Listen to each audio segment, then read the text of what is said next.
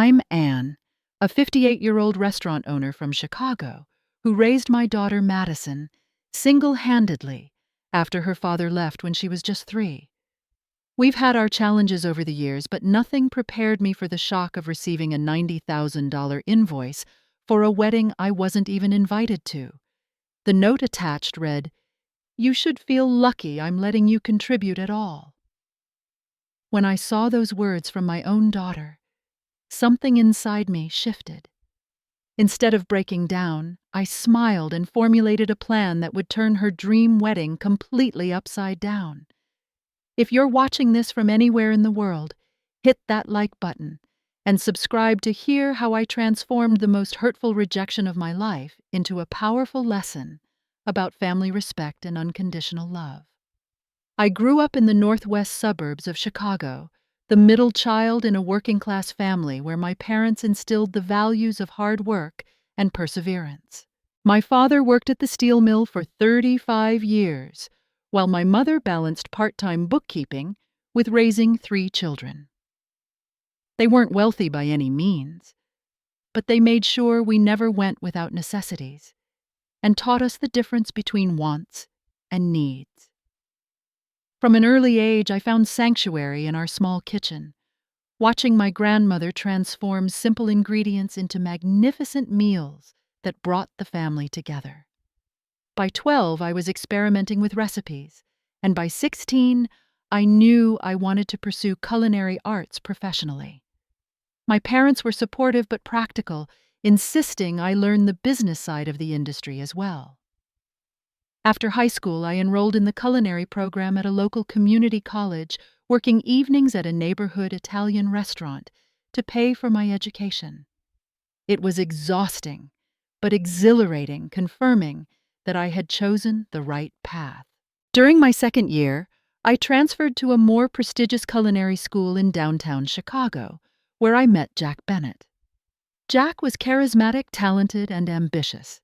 With his wild, curly hair and infectious laugh, he stood out in our competitive cooking classes. He had a natural flair for presentation that complemented my focus on flavor, and we quickly became partners in class projects. Our friendship blossomed into romance over late nights, perfecting sauces and debating cooking techniques. We graduated at the top of our class and, riding high on young love and ambition, got married just 6 months later in a small ceremony at my parents' backyard. Looking back, perhaps we should have given ourselves more time to mature, but we were caught up in our dreams and the excitement of starting our careers together. With small loans from both our families and every penny of our savings, we leased a tiny storefront in an up-and-coming neighborhood on Chicago's North Side. Bennett's Bistro opened its doors when I was 25, offering a fusion of comfort food classics with contemporary twists. The early days were grueling. 16-hour shifts, constant worries about making rent, and the stress of building a reputation from scratch. Jack handled the front of house with charm and charisma, while I commanded the kitchen. For the first 2 years, we were in perfect sync, our personal and professional lives entwined in pursuit of a shared vision. The restaurant slowly gained attention from local food critics, and we built a loyal customer base who appreciated our evolving menu and attention to detail. When I discovered I was pregnant in our 3rd year of business, it wasn't planned but felt right nonetheless. Jack seemed excited initially, helping me adapt my workload as my pregnancy progressed, and talking about teaching our child to cook someday. We converted our small office into a nursery corner where baby Madison could stay while we worked. Madison arrived during a blizzard in January, a beautiful baby girl with Jack's dark eyes and my determined chin. Holding her for the first time, I felt a love so powerful, it nearly overwhelmed me. This tiny person depended completely on us, and I vowed to give her everything she needed to thrive, no matter what sacrifices that required. The first few months of balancing motherhood and restaurant ownership were chaotic, but manageable.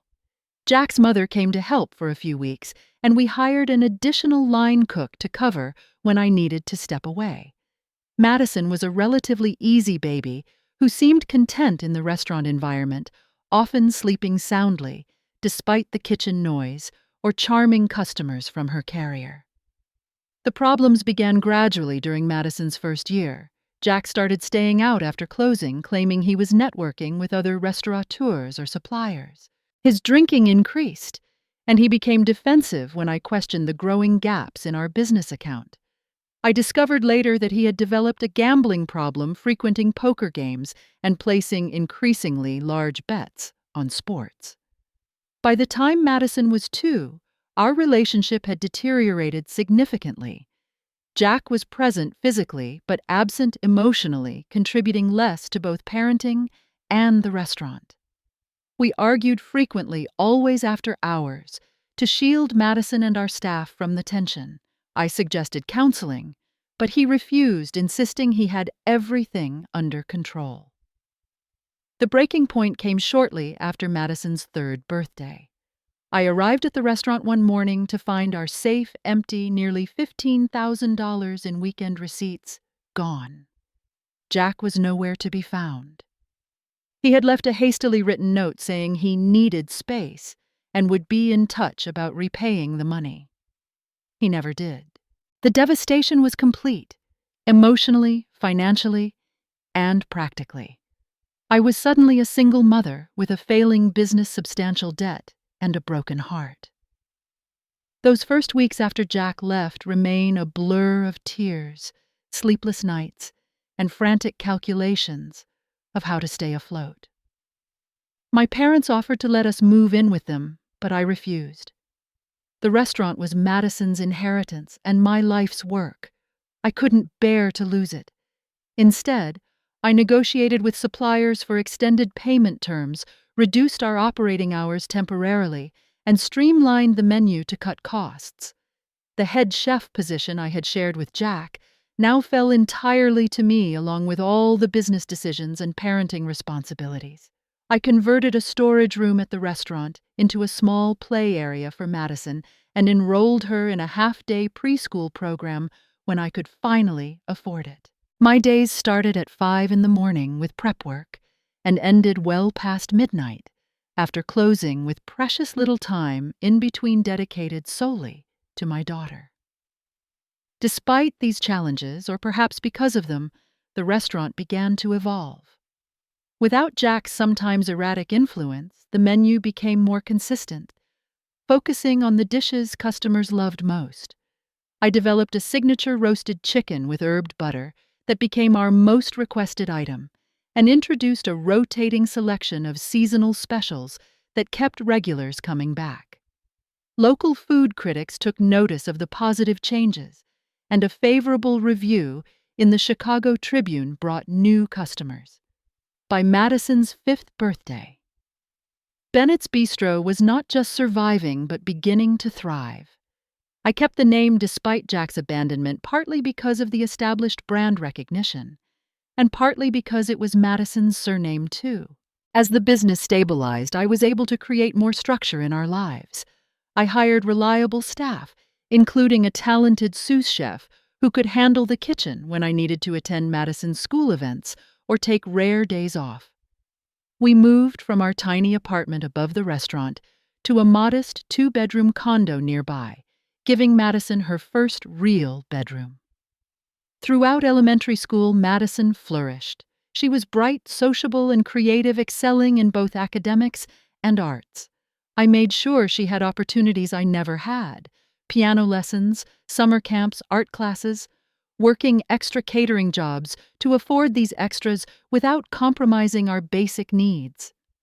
Madison spent many afternoons at the restaurant doing homework at a corner table or helping with simple tasks like folding napkins and filling salt shakers. She developed an appreciation for food and hospitality that made me proud, often suggesting flavor combinations or decor ideas with surprising insight for her age. By the time Madison entered middle school, Bennett's Bistro had expanded to a second location in a trendy neighborhood on the west side.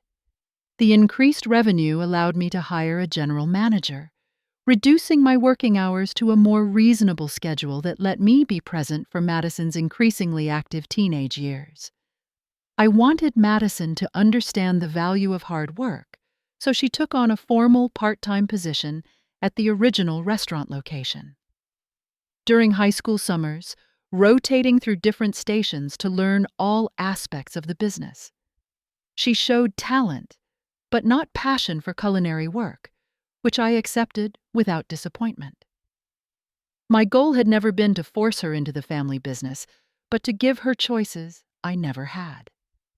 When Madison expressed interest in attending Elmwood University, an expensive private college known for its business program, I was initially concerned about the cost. Even with my improved financial situation, the tuition would require significant sacrifices.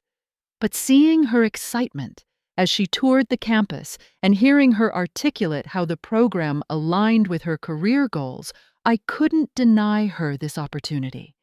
I took out additional loans, increased my catering schedule, and put plans for a third restaurant location on hold. Madison secured some merit scholarships based on her excellent academic record, and between those and my contribution, she entered Elmwood University with minimal student loan debt. The moment I dropped her off at her freshman dormitory was bittersweet, a culmination of 18 years of single parenting and the beginning of a new chapter for both of us. I was immensely proud of the confident young woman she had become and hopeful for her future, even as I drove home to an empty condo that echoed with her absence. Little did I know that this transition would mark the beginning of a gradual but profound change in our relationship, one that would eventually lead to that shocking wedding invoice and the painful lesson we both needed to learn. Madison's transformation didn't happen overnight. The first signs of change appeared subtly during her freshman year at Elmwood.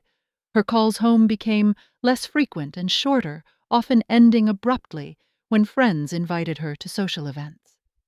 During her first holiday break, I noticed small differences in her speech patterns and preferences, using phrases I'd never heard before, developing a sudden distaste for the comfort foods she'd always loved, describing our condo as cozy, with an undertone that suggested it was inadequate. I chalked it up to normal college adjustment and the excitement of experiencing a world beyond Chicago. Elmwood University was known for its affluent student body, many from legacy families with generational wealth and connections. I had prepared Madison for this difference before she left, reminding her to be proud of her background and the work ethic that had gotten her there. "You've earned your place at that table," I told her the night before drop-off. "Never forget that." She had nodded and hugged me tightly. "I know, Mom. Everything I am is because of you."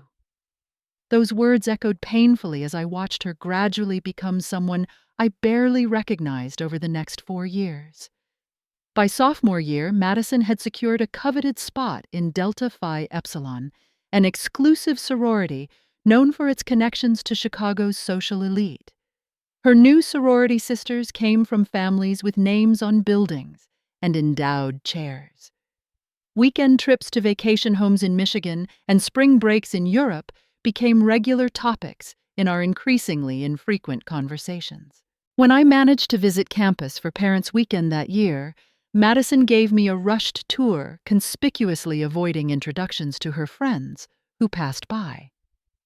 She scheduled our dinner at an off-campus restaurant 30 minutes away, rather than the popular cafe where other parents and students gathered. "It's just so noisy there," she explained unconvincingly when I questioned the distance. "I thought you'd prefer somewhere quieter."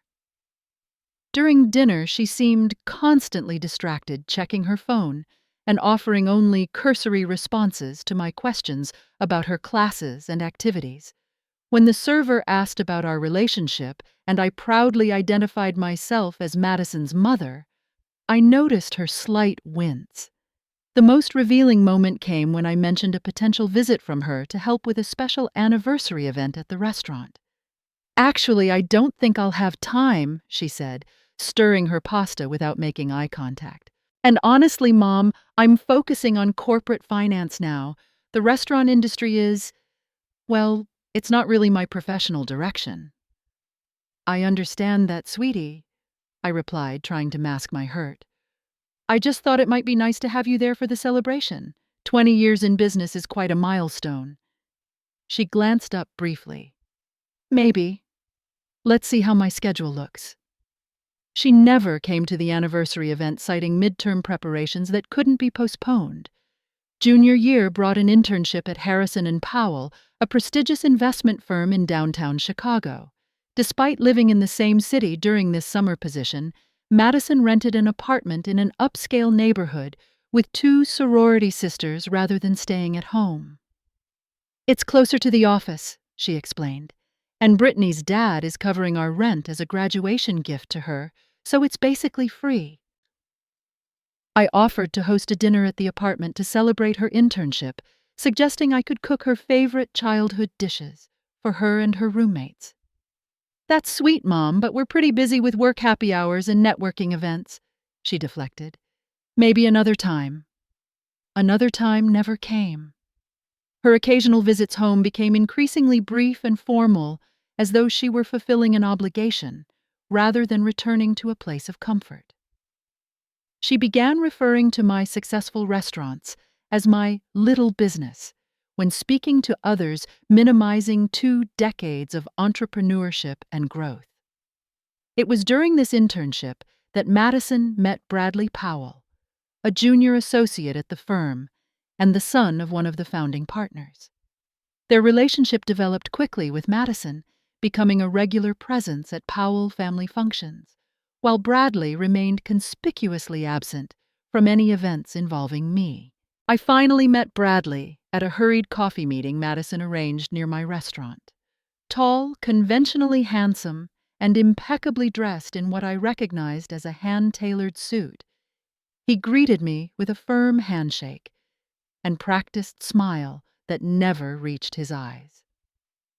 Mrs. Bennett Madison has told me all about your establishments, he said, emphasizing the last word as though describing something quaint and inconsequential.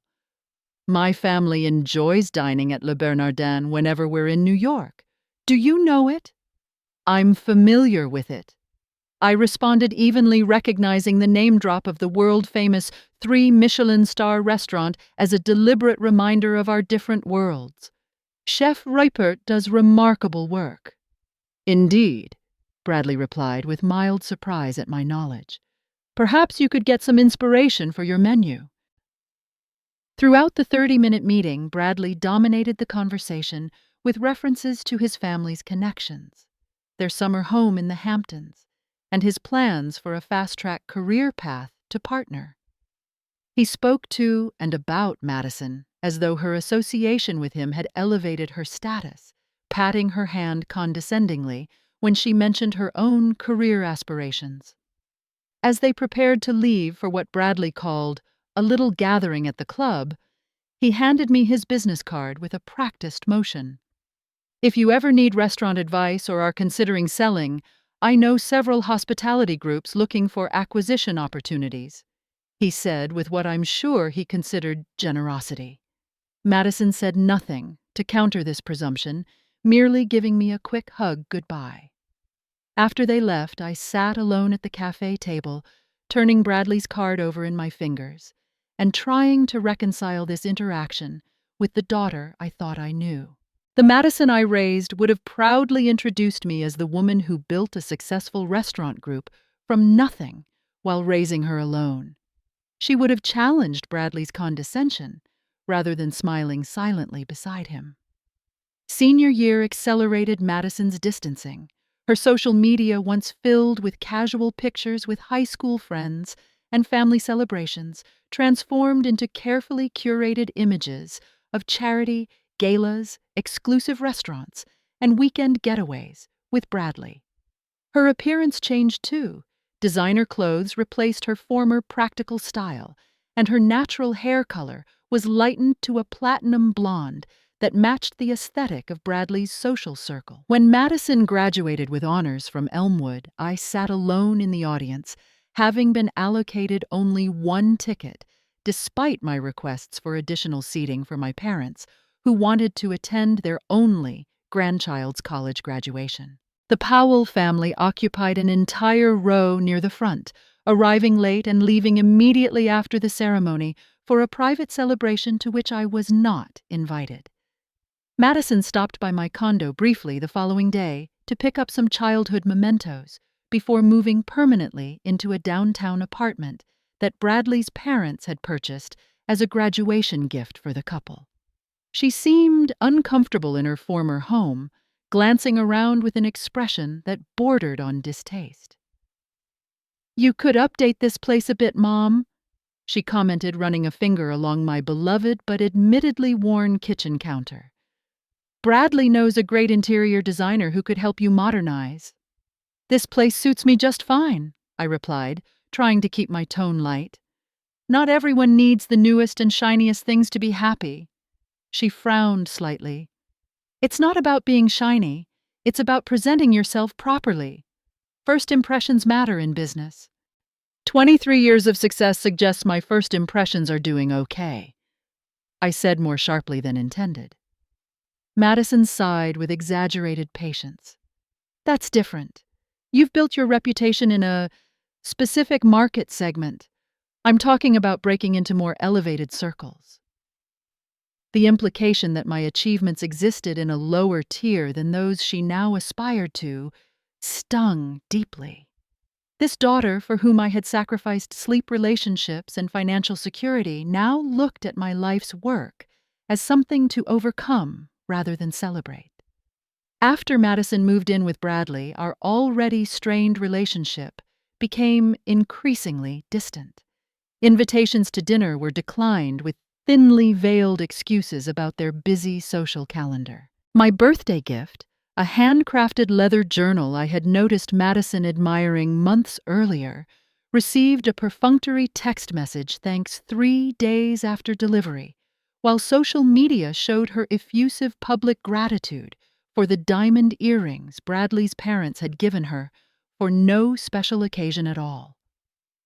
When I succeeded in arranging an occasional meetup, Madison spent most of our time together checking her phone or relating stories about exclusive events and important people, positioning herself as someone who had ascended to a world beyond my understanding.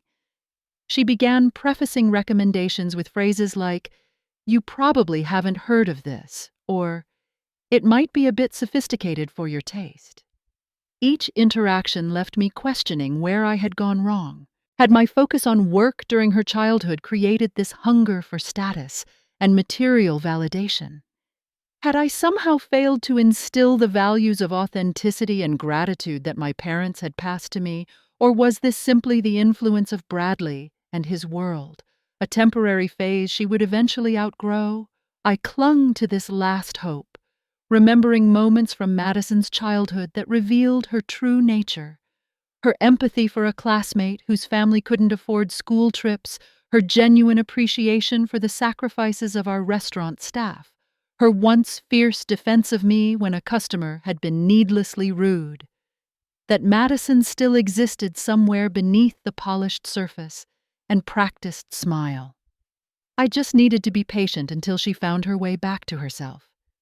Little did I know how much more distance would grow between us before any possibility of reconnection could emerge.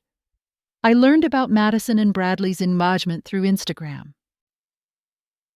One Sunday morning, I was scrolling through my feed while enjoying my coffee when a photo appeared of Madison's hand adorned with an enormous diamond ring, Bradley smiling smugly beside her with the Chicago skyline as their backdrop. The caption read, "She said yes, Powell, perfect pair, forever and always." The timestamp showed it had been posted 15 hours earlier. Dozens of congratulatory comments filled the thread, including gushing responses from Bradley's family members. My own daughter hadn't called or texted to share this life-changing news with me before announcing it to the world. I sat at my kitchen table, coffee growing cold, staring at the image and trying to process my feelings. Joy for her happiness mingled with hurt at being an apparent afterthought. After gathering my composure, I called Madison. The call went to voicemail. I left what I hoped was an enthusiastic and loving message congratulating them both and expressing my excitement to hear all the details when she had time. 3 hours later, Madison returned my call while clearly multitasking. I could hear voices in the background and the clinking of glasses. "Hey, Mom. Thanks for the message. Sorry I didn't call you first. Everything happened so fast and we've been celebrating with friends since last night." "It's okay, sweetheart. I'm just so happy for you. The ring is beautiful." "Thanks. It's been in the Powell family for generations. Bradley's grandmother wore it and now it's mine. 5 carats cushion-cut platinum setting." "How wonderful," I said, noting how she emphasized the material aspects first. "But tell me about the proposal. Was it romantic?" "Very." Bradley rented out the entire rooftop at the Pinnacle. Private chef string quartet champagne tower. Then his parents and their closest friends surprised us afterward for an impromptu engagement party. "That sounds lovely," I said, trying to keep disappointment from my voice. I would have loved to be part of celebrating such a special moment. A brief pause followed before Madison replied, "It was really last minute, Mom, and honestly, it was mostly Bradley's parents' business associates. Not really your scene." Not really your scene. The word stung, confirming that in my daughter's mind, I belonged to a different world than the one she now inhabited. "Well, I'd love to plan a celebration too," I offered. "Perhaps a dinner at the restaurant. I could close it for a private party with some of your childhood friends and our family." "That's sweet, but we're already booked solid with engagement events for the next few months. Bradley's mother has arranged everything. She's incredible at this sort of thing. Society pages appropriate venues, the right guest lists." I swallowed my hurt. "Of course. Just let me know if there's anything I can do to help with the wedding planning." Actually, Catherine, Mrs. Powell, has engaged Chicago's top wedding planner. She's done all the governor's children's weddings, but I'll keep you posted. After disconnecting, I sat in silence, wrestling with emotions too complex to name. Then I did what I've always done in times of emotional turmoil. I channeled my feelings into creating something meaningful. I spent the afternoon preparing a special care package for Madison, including her favorite childhood treats I still made at the restaurant, a vintage photo of us baking together when she was little, and a delicate silver bracelet I'd been saving for a significant occasion. I wrote a heartfelt card expressing my unconditional love and joy for this new chapter in her life. After dropping the package at her apartment building's concierge desk, I waited for an acknowledgement that never came. 2 weeks later, I spotted the bracelet in an Instagram post, not on Madison's wrist, but being worn by one of her sorority sisters at a charity gala with the caption, "Thanks for the loan, M.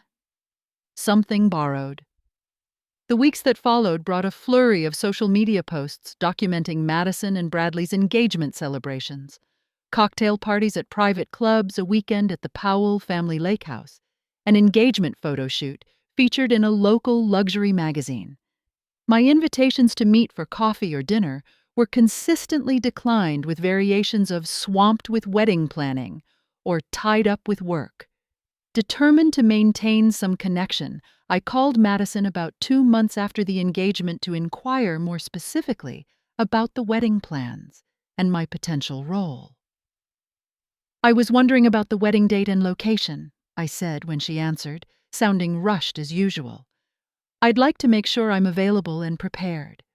We're looking at venues that align with the Powell family tradition," she replied vaguely. "Bradley's parents have connections at several exclusive locations." "That sounds wonderful. And what about a mother-daughter dress shopping day? I'd love to be part of helping you choose your gown." A pause followed. "Catherine has already arranged appointments with several designers. She has connections in the fashion industry and an excellent eye for what will photograph well for the society pages." "I see," I said, trying to mask my disappointment. Perhaps I could host the rehearsal dinner at my restaurant. The private dining room could be perfect for a more intimate gathering before the big day. Madison's response was immediate and dismissive. Bradley's parents prefer somewhere more upscale for the rehearsal dinner.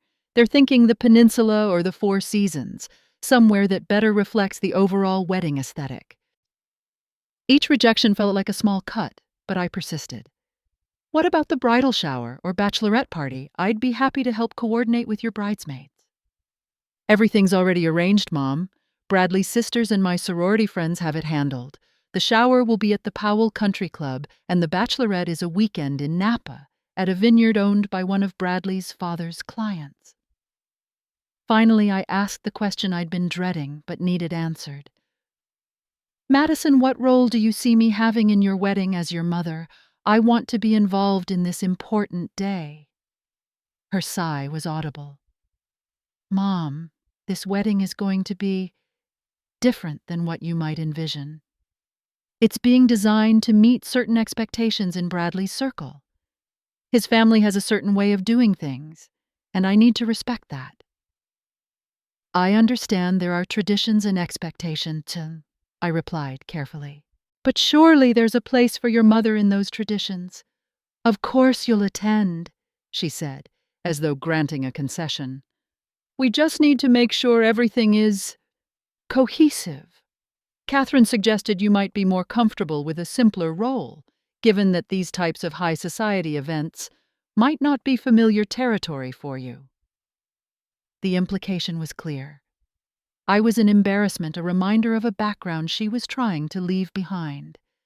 My daughter, who once proudly introduced me to her teachers as my mom who makes the best food in Chicago, now wanted to minimize my visibility in her life's most significant celebration.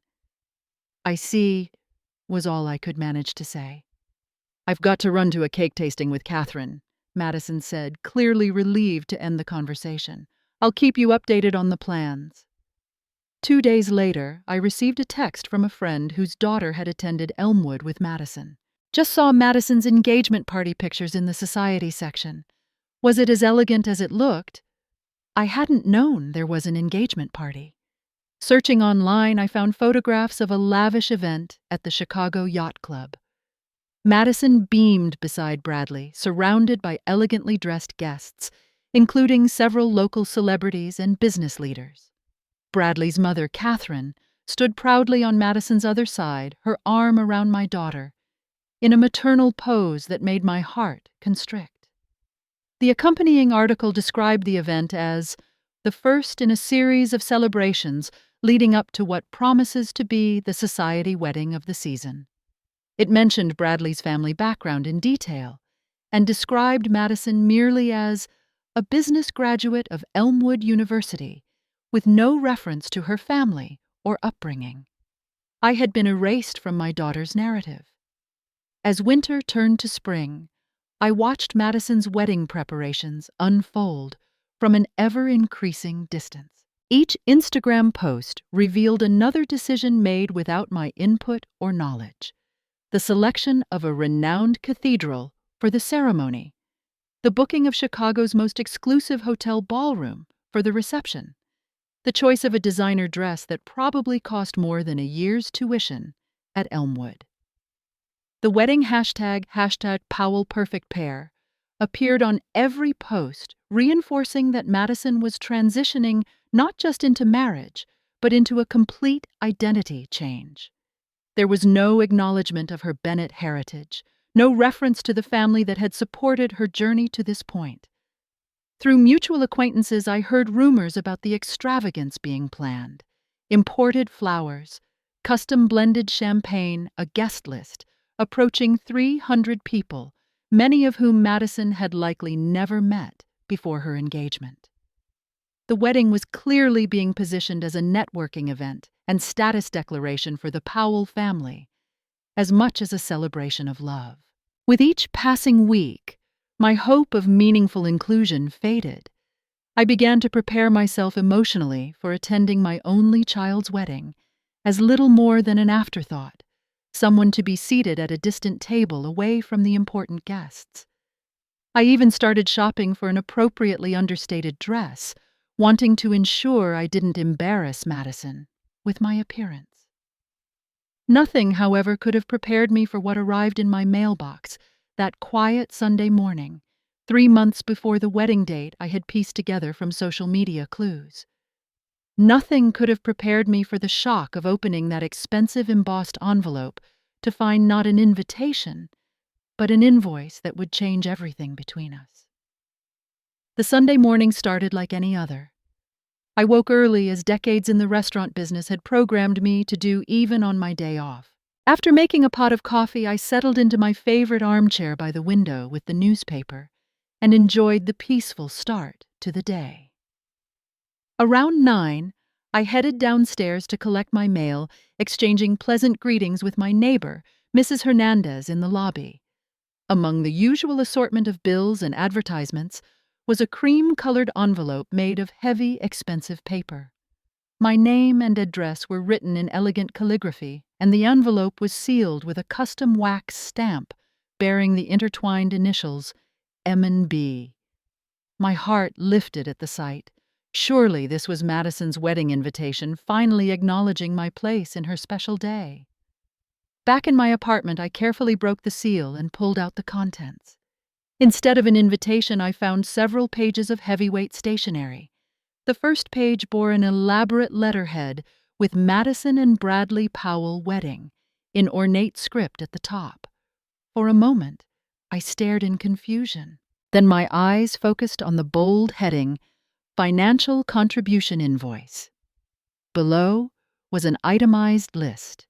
Ceremony venue, St. Bartholomew's Cathedral, $30,000.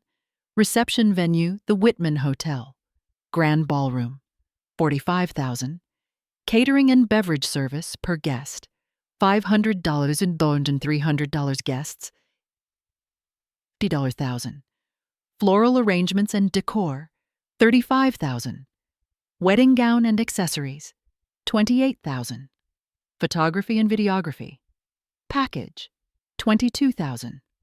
Live orchestra and entertainment, $18,000. Wedding planner services, $15,000. Honeymoon, 2 weeks in Maldives, $45,000. At the bottom, a highlighted total $388,000. Below that, a notation, Bennett family contribution, mother of bride, $90,000. My hands began trembling so severely that the paper rattled. I set it down on my coffee table and took several deep breaths, trying to process what I was seeing. An invoice. My daughter had sent me an invoice for a wedding I hadn't even been officially invited to. A second page contained a brief note in what I recognized as Madison's handwriting. Mom, as is traditional, the bride's family is expected to make a significant contribution to wedding expenses.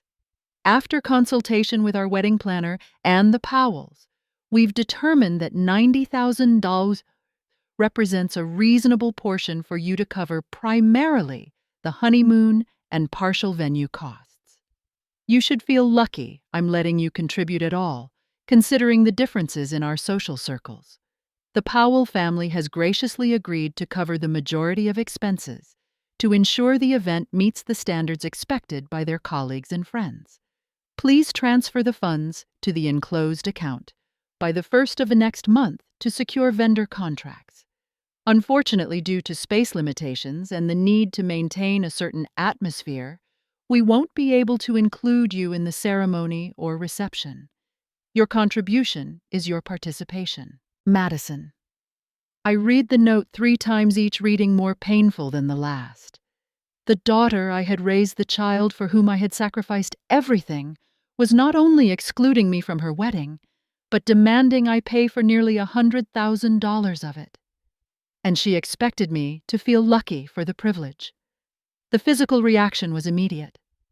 My chest tightened and I felt lightheaded, forcing me to put my head between my knees until the dizziness passed. When I could breathe normally again, I picked up the 3rd page, which contained wire transfer information for a special wedding account. Memories flooded back unbidden. Nights spent calculating how to afford Madison's dance lessons while still making the restaurant's payroll. Skipping needed dental work to pay for her school trip to Washington, D.C. The second mortgage I took out to cover her first year at Elmwood. The countless times I had gone without so she could have what she needed and much of what she wanted. I had never expected gratitude for these sacrifices. That's not why parents provide for their children, but I had never imagined such callous disregard for our relationship, such a cold transactional approach to what should be a meaningful family milestone. I spent the morning alternating between disbelief, hurt, and mounting anger. Around noon, I called Sarah, my friend of 20 years, who had been my accountant since I opened my first restaurant. "I need to show you something," I said when she answered. "Can you come over?" Sarah arrived an hour later, concern evident on her face. Wordlessly, I handed her the invoice and note. As she read, her expression transformed from confusion to shock to outrage. "This can't be real," she finally said, looking up at me. "Please tell me this is some kind of horrible joke." "It's real," I confirmed. "That's Madison's handwriting, and the account details match the format of Bradley's family business accounts." Sarah set the papers down with deliberate care as though they were toxic. "And you cannot possibly be considering paying this." "Of course not," I replied, surprising myself with the firmness in my voice. "But I'm trying to understand how we got here, how my daughter became someone who could do this." "This isn't your daughter," Sarah insisted. "This is Bradley Powell's fiancé, a person who's been systematically separated from her values and identity. The Madison you raised would never treat you this way." Her words provided some comfort, but the reality remained. Madison had chosen this path to embrace values so different from those I had tried to instill. That evening, my phone rang with Madison's number displayed on the screen. I answered with a calm I didn't feel. "Hi, Mom," she said, her tone businesslike. "I wanted to check if you received the package I sent." "I received it," I confirmed, keeping my voice neutral. "Great. So you'll be processing the transfer soon. The wedding planner needs to finalize contracts with the deposit money." The casual expectation in her voice, as though she were reminding me of a routine bill payment rather than demanding a small fortune for an event I wasn't welcome to attend, left me momentarily speechless. "Madison," I finally said, "we need to discuss this. What you're asking isn't reasonable or respectful." "Mom," she sighed with exaggerated patience. "This is standard wedding protocol. The bride's family traditionally pays for the wedding. I've actually been very accommodating by only asking for a portion rather than the full amount. Traditional protocol also includes the mother of the bride being present at the wedding," I pointed out, "not to mention being consulted on plans and included in the process." "We've been over this," Madison replied, her tone cooling. "The wedding needs to maintain a certain standard and cohesion. It's nothing personal. Nothing personal. My exclusion from my only child's wedding was nothing personal. I'll need some time to think about this," I said, working to keep my voice steady. "We need to know by Friday," she countered. "The deposits are due next week, and the Powells need to know if they need to cover your portion." After we hung up, I sat in the growing darkness of my living room turning over options in my mind. I could simply refuse to pay and accept the further deterioration of our relationship. I could capitulate, transferring money I would need to borrow, essentially buying the title of mother of the bride, without any of the actual inclusion. Or I could find another way, a response that might not just address this immediate situation, but perhaps help Madison reconnect with the values and perspective she seemed to have lost. By morning, my hurt had crystallized into resolve. This wasn't just about a wedding or an invoice. This was about something much more fundamental. Respect family bonds and the difference between price tags and values. I would respond, but not in the way Madison expected. The next morning, I requested a personal day from my restaurant manager, something I rarely did. This situation required my full attention and clear thinking. I began by brewing a strong cup of coffee and sitting down at my small home office desk with a legal pad. At the top, I wrote, "Options and Strategy," a practice I'd developed during difficult business decisions over the years. My first call was to Sarah, who arrived an hour later with financial records and her laptop. As both my accountant and friend, she understood the personal and financial dimensions of the situation. "Before we discuss the invoice, I want to show you something," she said, opening a spreadsheet. "This is a rough calculation of your financial support for Madison from childhood through college." The numbers were staggering when compiled: private school tuition, extracurricular activities, the full cost of university apartment security deposits, car payments, health care until she was 26, and countless smaller expenses. The total exceeded $200,000, not including the immeasurable costs of time, energy, and emotional support I had invested as a single mother. "I'm not showing you this to suggest children should repay their parents," Sarah explained, "but to provide perspective on what you've already contributed to Madison's life and opportunities." "She seems to have forgotten all of it," I said quietly. "Or worse, she takes it for granted," Sarah replied. "Which is why I think you should refuse this invoice completely. You have zero legal obligation to pay any of this." I nodded, having already reached the same conclusion. "But I'm concerned about the relationship. If I simply refuse, it creates a clean break for Madison to permanently exclude me from her life." "Is that relationship worth preserving in its current form?" Sarah asked gently. "The Madison who sent this invoice isn't the daughter you raised." Her question struck deep. What kind of relationship did we actually have if my daughter viewed me as nothing more than a checkbook? Was there anything left worth salvaging? "I believe the real Madison is still in there somewhere," I said after a long pause. "Buried under Bradley's influence and this obsession with status. I want my response to potentially reach that part of her, not just react to this persona she's adopted." After Sarah left, I spent the afternoon researching Madison and Bradley's wedding plans through social media hashtags and the wedding planner's public portfolio. Their chosen vendors were all top-tier luxury providers. The Whitman Hotel venue alone typically required a minimum $50,000 deposit 6 months in advance. The Maldives Honeymoon Resort featured private overwater bungalows at over $3,000 per night.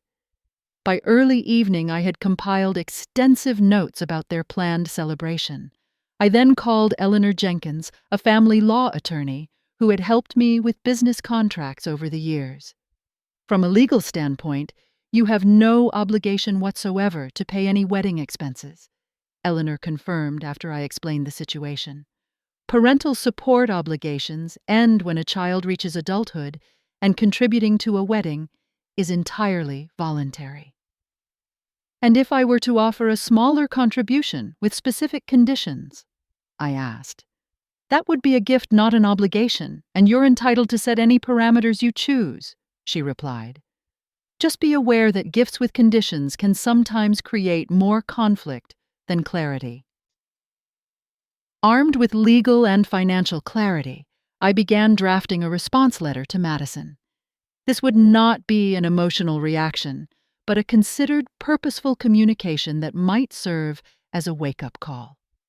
I wrote several versions, tearing each up until I found the right balance of firmness and love.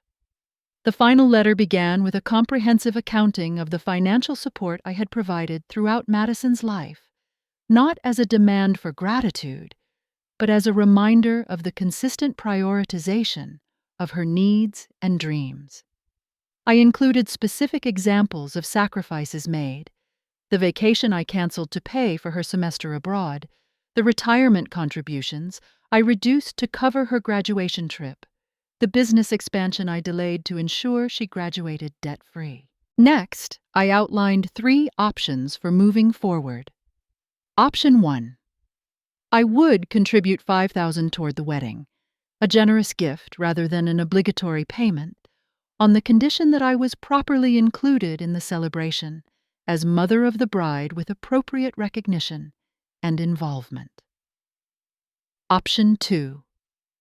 I would offer my flagship restaurant as a reception venue at no cost, a significant value given its popularity and typical rental fee, allowing them to reallocate those funds to other aspects of their celebration while incorporating my contribution in a meaningful way.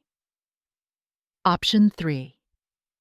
If neither of these options was acceptable, I would provide Madison with a valuable lesson about respect boundaries and consequences that would unfold in ways she might not anticipate. I concluded the letter by expressing my unconditional love for her as my daughter, while making it clear that love did not equate to accepting disrespect or unreasonable demands. I explained that my response came from a place of parental responsibility. Sometimes the most loving thing a parent can do is to set boundaries and teach difficult lessons. After sealing the letter in an envelope, I arranged for it to be delivered by courier service the following morning, requiring Madison's signature for receipt. This wasn't a matter for text messages or emails. It deserved the gravity and permanence of physical documentation. That evening, I looked through old photo albums tracing Madison's journey from a smiling toddler, helping me stir cookie dough, to a confident high school graduate. Somewhere along the way, external validation and material status had supplanted the values I thought we shared. Perhaps this wedding demand was actually an opportunity, a crisis point that could either permanently fracture our relationship or begin a difficult but necessary reconstruction. Before going to bed, I made one more decision. If Madison chose to reject my reasonable alternatives, I would proceed with the third option, a lesson in consequences. I would contact Bradley's parents directly, not out of spite or vengeance, but with the hope that they might not be fully aware of how their son and my daughter were behaving. The Powell family name appeared frequently in philanthropy circles. Perhaps beneath their obvious wealth and privilege, they possessed values that wouldn't align with treating a mother as an ATM while excluding her from her only child's wedding. It was a risk, certainly, but one worth taking if all other approaches failed. With my plan in place, I slept more soundly than I had since receiving the invoice. Whatever happened next, I would face it with clarity and purpose rather than hurt confusion. The ball would soon be in Madison's court, and her response would reveal whether the daughter I raised still existed beneath the facade she'd constructed. The response came more quickly and explosively than I had anticipated. At 9:30 the next evening, my doorbell rang repeatedly, the insistent buzzing suggesting whoever was pressing it had no intention of stopping until I answered. Through the peephole, I saw Madison, her face flushed with anger, and Bradley standing slightly behind her with his arms crossed defensively. I opened the door, maintaining a calm exterior despite my racing heart. "Madison Bradley, this is unexpected." "Unexpected?" Madison pushed past me into the apartment, waving my letter. "What's unexpected is receiving this insulting response to a perfectly reasonable request." Bradley followed, glancing around my home with barely disguised disdain. "Mrs. Bennett, your letter is completely inappropriate. Wedding contributions are standard protocol for the bride's family." I closed the door and turned to face them, keeping my voice measured. "Please have a seat. We should discuss this civilly." "There's nothing to discuss," Madison snapped, remaining standing. "You've made it clear you don't support my marriage or my future." "That's not what my letter says at all," I replied. "I've offered two generous alternatives that would allow me to contribute meaningfully while being included in your special day." $5,000, Madison scoffed. "That wouldn't even cover the floral arrangements for the cocktail hour. And having the reception at your restaurant, Bradley's family has connections to the finest venues in Chicago. We can't downgrade to a neighborhood bistro." The dismissive way she described the business that had put her through college stung, but I maintained my composure. Those were options 1 and 2, I reminded her. You're free to decline them. And option 3, Bradley interjected. Your vague threat about lessons and consequences. What exactly does that mean? It means that relationships have boundaries, I explained. And when those boundaries are crossed, natural consequences follow. Madison threw her hands up in frustration.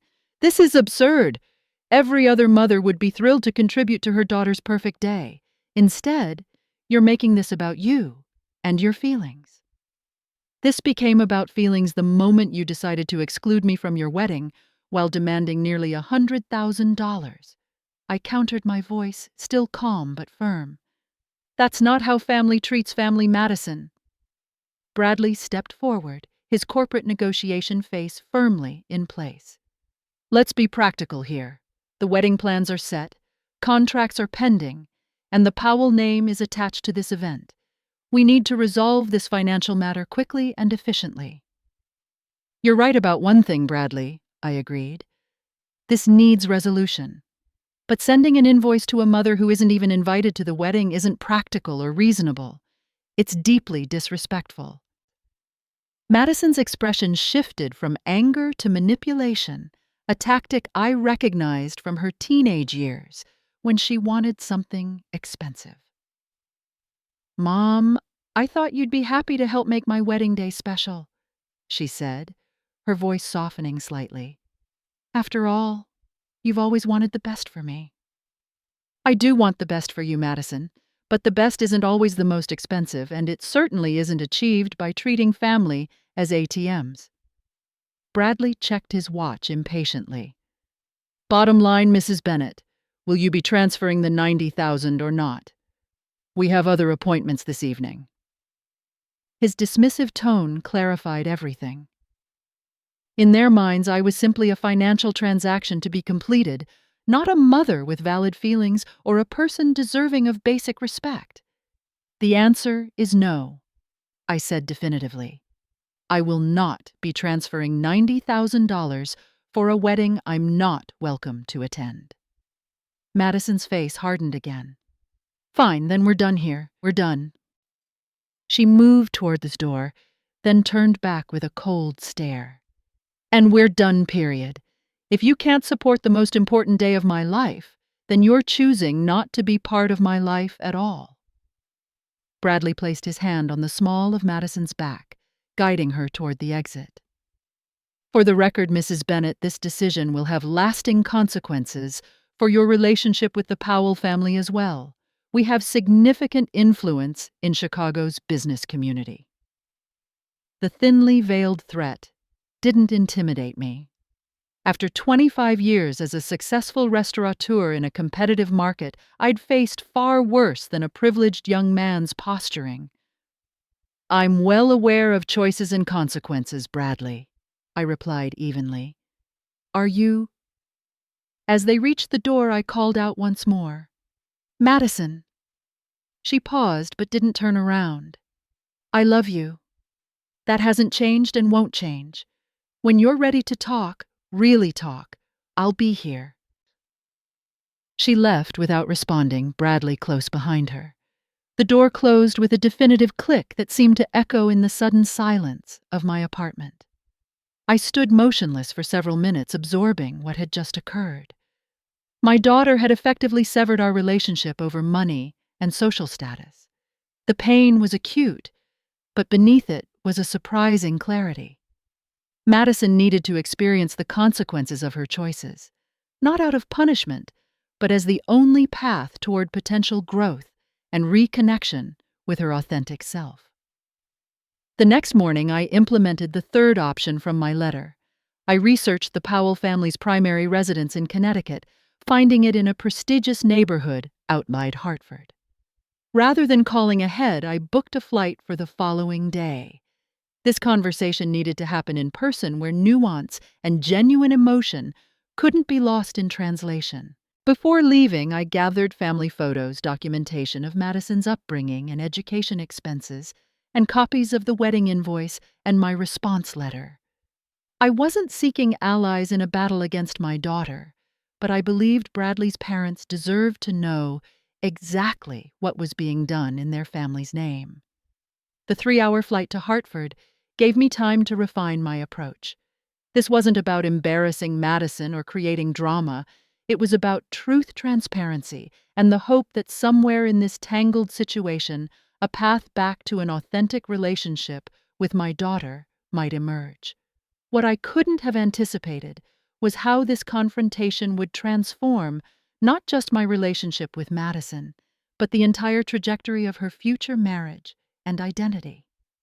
The Powell family was about to receive an unexpected visitor, and an even more unexpected revelation about the couple they were welcoming into their fold. The Powell family estate exceeded even my expectations. Situated on several manicured acres outside Hartford, the colonial mansion with its white columns and perfect symmetry looked like something from a historical film set. I felt distinctly out of place as my taxi approached the circular driveway, but I reminded myself that impressive facades often conceal ordinary human dynamics. With my simple overnight bag and portfolio of documents, I approached the imposing front door and rang the bell. A middle-aged woman in what appeared to be a housekeeper's uniform answered. "Good afternoon," I said with more confidence than I felt. "My name is Ann Bennett. I'm Madison Bennett's mother. I was hoping to speak with Mr. and Mrs. Powell regarding their son Bradley." The housekeeper looked surprised, but maintained her professional demeanor. "One moment, please." She left me standing in the marble-floored entryway while she disappeared down a hallway. Minutes later, a tall, distinguished man with silver hair and Bradley's unmistakable jawline appeared. Howard Powell looked exactly as I'd imagined from the few photos I'd seen, imposing, well-groomed, and accustomed to authority. "Ms. Bennett," he said, extending his hand, "this is unexpected. I'm Howard Powell." I shook his hand firmly. "Thank you for seeing me without an appointment, Mr. Powell. I apologize for arriving unannounced, but I felt our conversation would be better conducted in person." His expression remained neutral but curious. "Please come through to the sitting room. My wife Catherine will join us shortly." He led me to an elegantly appointed room with antique furniture and original artwork adorning the walls. I took a seat on a brocade sofa, placing my portfolio on the coffee table before me. "May I offer you some refreshment?" Howard asked. "Tea, perhaps?" "Tea would be lovely, thank you," I replied, grateful for the momentary adherence to social niceties. It gave me time to gather my thoughts. Catherine Powell entered as Howard was instructing the housekeeper about the tea. Slender and blonde with perfect posture, she had the polished appearance of someone who treated social obligations as a profession. "Ms. Bennett, what a surprise," she said, her tone pleasant but guarded. "I don't believe we've had the pleasure of meeting, though. Of course, we've heard so much about you." I wondered exactly what they had heard, and from whom. "Likewise, Mrs. Powell, thank you for welcoming me into your home." Once Howard returned and we were all seated with tea served, he addressed the obvious question. "While we're certainly pleased to meet Madison's mother, I must admit I'm curious about the purpose of your visit, especially without prior notice." "I understand, and again I apologize for the unexpected arrival," I began. "I'm here because I believe you should be aware of a situation involving your son and my daughter that directly references your family." I opened my portfolio and removed the wedding invoice, sliding it across the coffee table. "3 days ago I received this from Madison." Howard picked up the document, putting on reading glasses that had been tucked in his shirt pocket. Catherine leaned in to read alongside him. Their expressions shifted from curiosity to confusion as they reviewed the contents. "I don't understand," Catherine said, looking up. "This appears to be some sort of billing statement for wedding expenses." "Yes," I confirmed. "An invoice for $90,000 toward a wedding I hadn't been invited to attend." Howard's brow furrowed deeply. "Excuse me, you haven't been invited to Madison's wedding?" The genuine surprise in his voice suggested this was news to him. No, Mr. Powell. As you can see in the accompanying note, Madison explicitly states that due to space limitations and the need to maintain a certain atmosphere, I won't be included in the ceremony or reception. I handed them Madison's note. As they read, Catherine's hand moved to cover her mouth, and Howard's expression darkened considerably. This is completely unacceptable," Howard said, placing the papers down with deliberate control. "Ms. Bennet, I want to be absolutely clear that neither my wife nor I had any knowledge of this communication or the exclusion of Madison's mother from the wedding plans." Catherine nodded emphatically. "We would never condone such behavior. Family is paramount to us regardless of background or circumstances." Their reaction seemed sincere, creating a small measure of relief. At least Madison's behavior hadn't been encouraged or suggested by Bradley's parents. "There's more." I continued showing them my response letter outlining the 3 options I had offered Madison. Howard read it carefully. "These seem like very reasonable alternatives, especially given the circumstances. Madison and Bradley visited me last night to reject all options and inform me that we were done, both regarding the wedding and our relationship generally," I explained. Bradley also implied that the Powell family's influence might be used against my business ventures in Chicago. Catherine gasped audibly. "That is absolutely not how we raised our son. Howard, this is unconscionable." Howard's face had reddened slightly. "I assure you, Ms. Bennet, any such threat does not represent our family's values or intentions." He paused, seeming to process everything. "May I ask why you've come to us, rather than pursuing this matter directly with Madison and Bradley?" "Because I believe they've been misrepresenting both families' positions," I replied honestly. "Madison claimed these arrangements were made in consultation with you, suggesting the exclusion of her mother was somehow approved by the Powells. Given your reaction, that was clearly untrue." I took a deep breath before continuing. "I also believe that young adults sometimes need perspective from those they respect. Madison currently values Bradley's world and approval above all else. My hope was that if you were aware of how they're behaving, you might help them recognize the damage they're causing."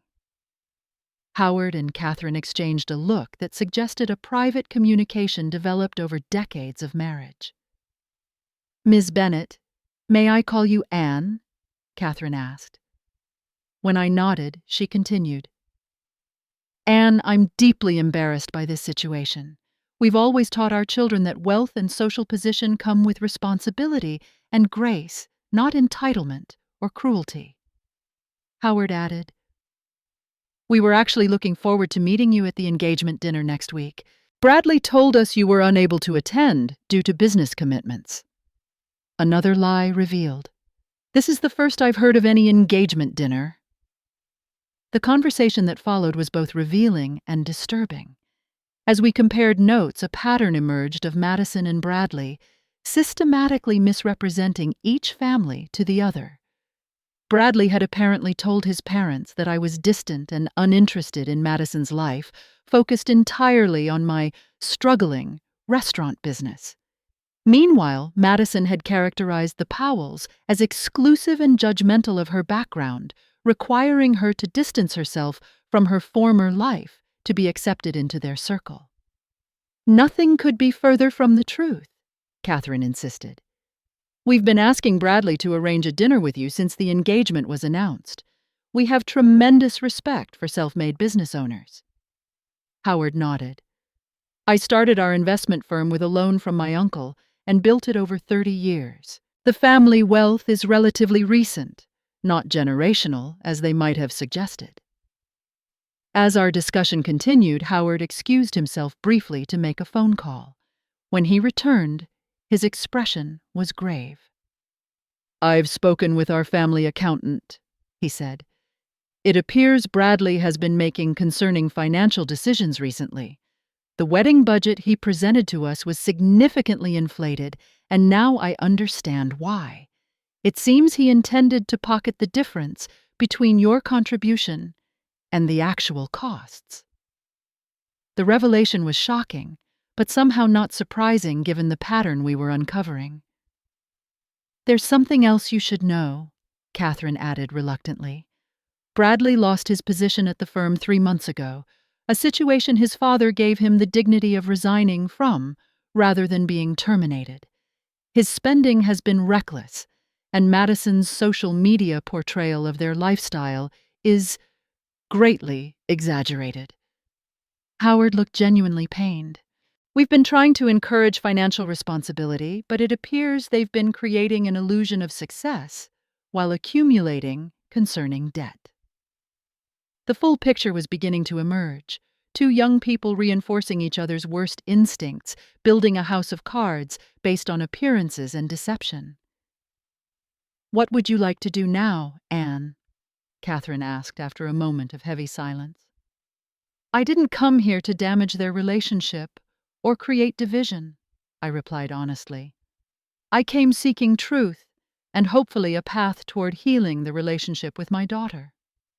Howard straightened his shoulders with decision. "I think it's time for a family meeting, all 4 parents and the couple together. Complete transparency is the only way forward from this mess." Catherine nodded in agreement. "We'll host it here tomorrow evening if that works with your schedule. I assume you plan to stay in the area overnight." "Yes, I have a hotel reservation nearby." "Nonsense," Catherine said with unexpected warmth. "We have plenty of room here. You'll stay with us and we'll face this together, as the parents who love these misguided children." Their generosity and straightforward approach touched me deeply. Whatever I had expected from this confrontation, it wasn't to find allies in the very people I'd assumed were partly responsible for Madison's transformation. "Thank you," I said simply.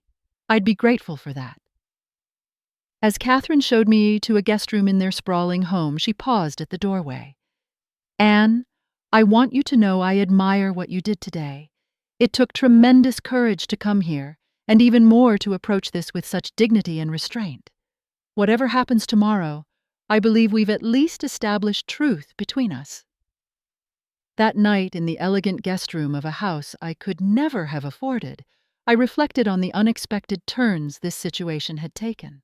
The Powells weren't the entitled elitists I had imagined, just as I wasn't the disinterested, struggling mother Madison had portrayed to them.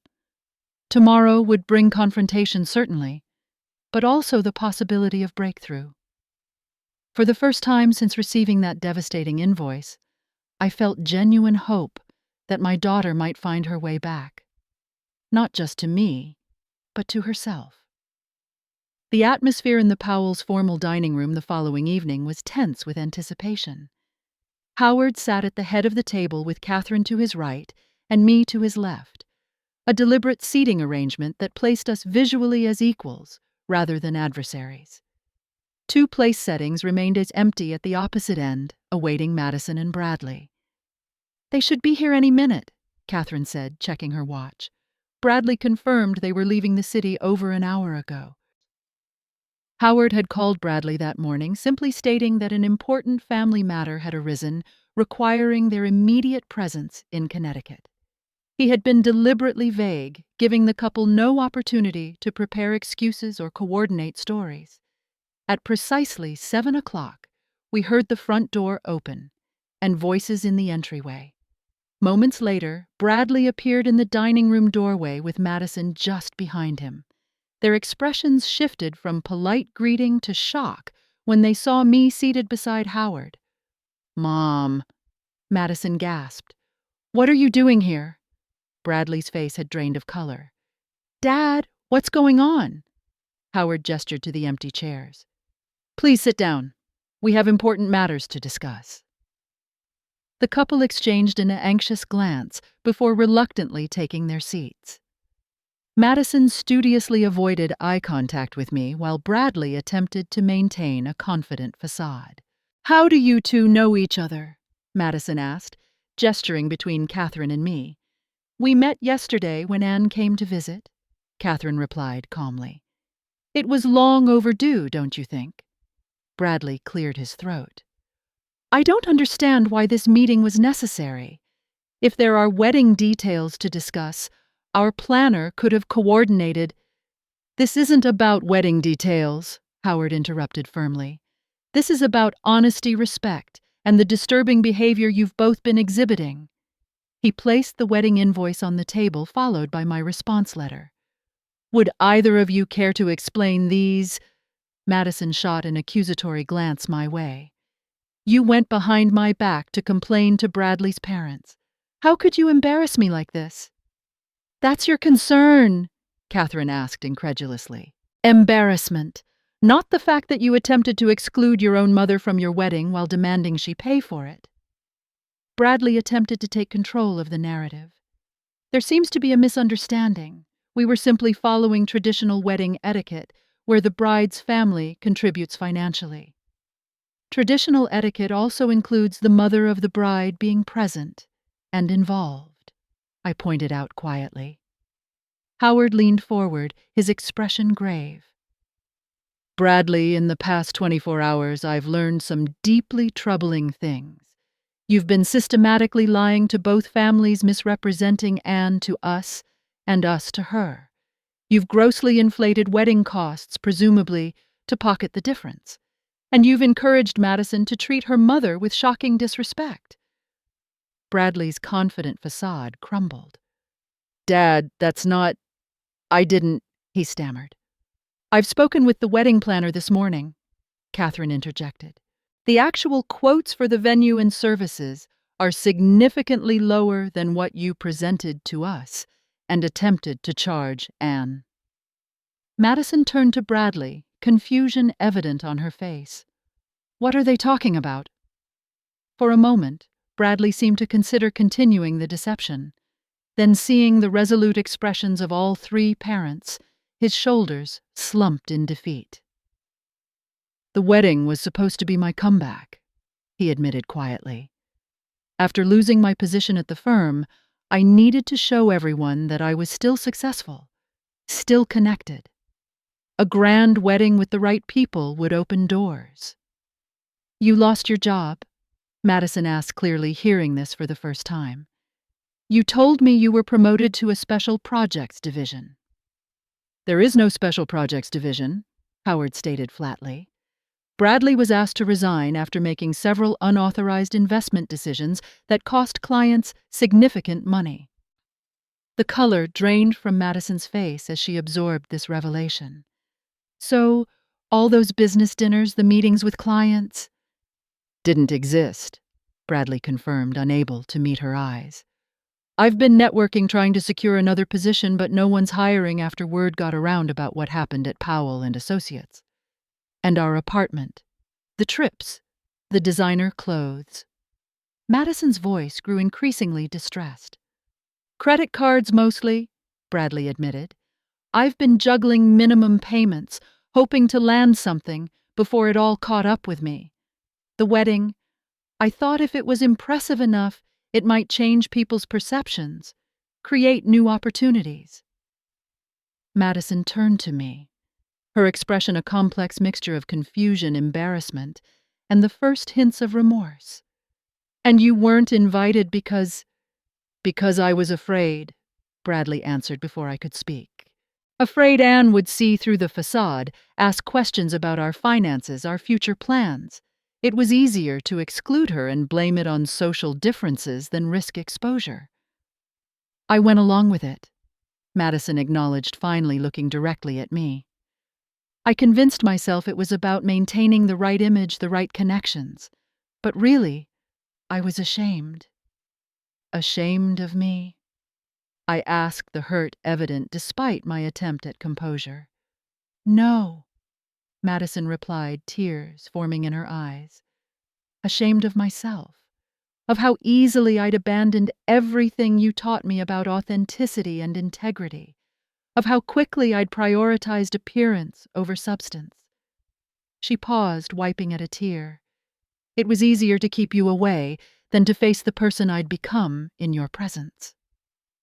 The raw honesty of her admission created a momentary silence around the table. It was Catherine who finally spoke.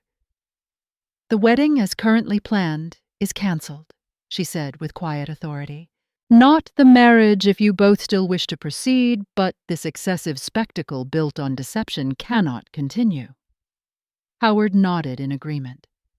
"Bradley, your credit cards will be cancelled effective tomorrow.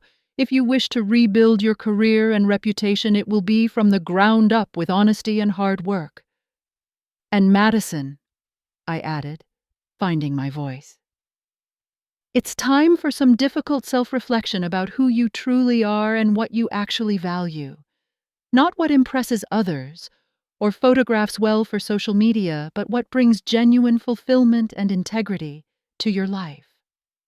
Madison nodded slowly, tears now flowing freely. "I don't even know where to begin." "Perhaps," Catherine suggested gently, "by having an honest conversation with your mother. One long overdue." Bradley looked devastated by the unraveling of his carefully constructed illusion. "What happens now, with us with everything?" Howard's expression softened slightly. "That depends entirely on what you both learn from this moment. Real growth often begins with painful truth." The remainder of the evening was spent in difficult but necessary conversation, establishing boundaries and expectations moving forward. Howard and Catherine made it clear that while they would not abandon their son, neither would they enable further deception or financial irresponsibility. Similarly, I expressed my willingness to rebuild a relationship with Madison, but only one based on mutual respect and authenticity. As the night concluded, arrangements were made for Madison to stay in Connecticut for a few days of reflection, while Bradley would return to Chicago to begin addressing their financial realities. Before retiring to our respective rooms, Madison approached me in a quiet moment alone. "I don't deserve your forgiveness," she said softly. "Perhaps not yet." I agreed. "But you're still my daughter, and this could be the beginning of finding your way back to the person you were meant to be." She nodded to tears threatening again. "Do you think that's still possible?" I reached out to gently touch her cheek, a maternal gesture I hadn't offered in years. "I raised you to be resilient, Madison. The real question is whether you're brave enough to be authentic in a world that rewards pretense." As I watched her walk away, shoulders straightened with the first signs of genuine resolve, I felt the faintest stirring of hope. The journey ahead would be difficult, with no guaranteed outcomes, but at least it would be built on truth rather than illusion. 1 year later, I stood in the kitchen of my flagship restaurant, overseeing final preparations for a very different wedding reception than the one originally planned. The space had been transformed with simple elegance. White lights strung across the ceiling, arrangements of seasonal wildflowers on each table, and candles creating a warm, intimate atmosphere. The guest list had been reduced from 300 strangers to 60 people who genuinely cared about Madison and Bradley. The extravagant 12-piece orchestra had been replaced by a jazz quartet from Bradley's college days. The designer dress had been exchanged for a beautiful but sensibly priced gown that Madison had fallen in love with at a local boutique. Most importantly, the couple celebrating their union had been transformed as well. The year following the confrontation in Connecticut had been challenging and painful, but ultimately transformative. Bradley had faced the consequences of his financial deceptions, working with a debt counselor to establish a repayment plan for the considerable credit card debt he had accumulated. Howard had refused to simply bail him out, instead helping him secure an entry-level position at a friend's financial services company. A significant step down from his previous role, but an opportunity to rebuild his career, honestly. Madison had moved out of their expensive apartment and temporarily back into my condo, while she reassessed her priorities and career path.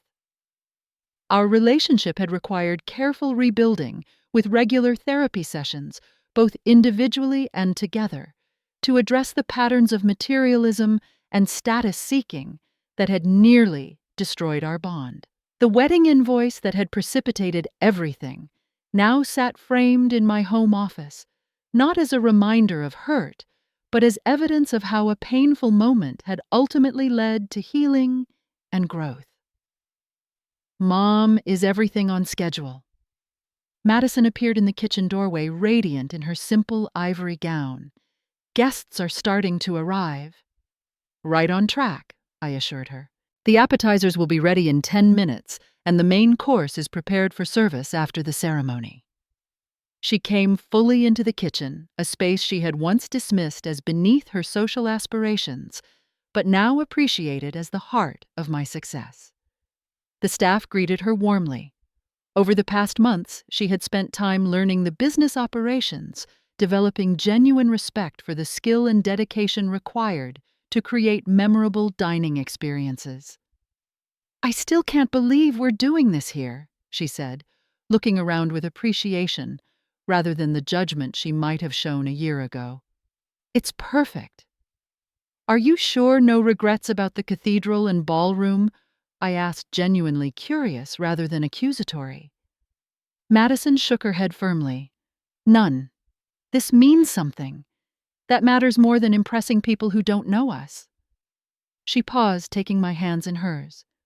"I owe you an apology. Again." "You've apologized enough," I assured her. "Today is about looking forward." "I know, but I need to say this. Thank you for not giving in when I sent that horrible invoice. Thank you for fighting for me even when I didn't deserve it." The genuine gratitude in her eyes reflected the difficult journey we had traveled together.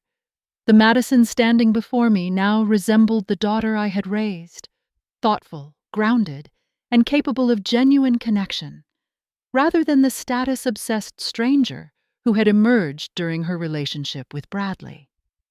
Bradley, too, had changed significantly.